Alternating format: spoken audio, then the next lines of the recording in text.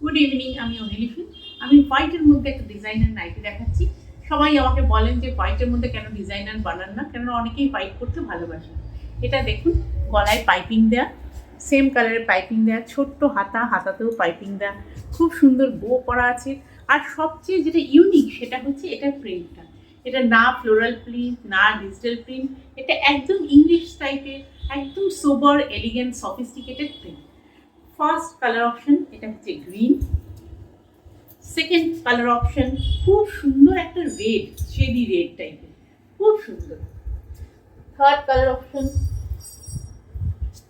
একদম sober elegant একটা blue. কাছে নিয়ে দেখাই, প্রত্যেকটা কালারই খুব সফিস্টিকেটেড কালার।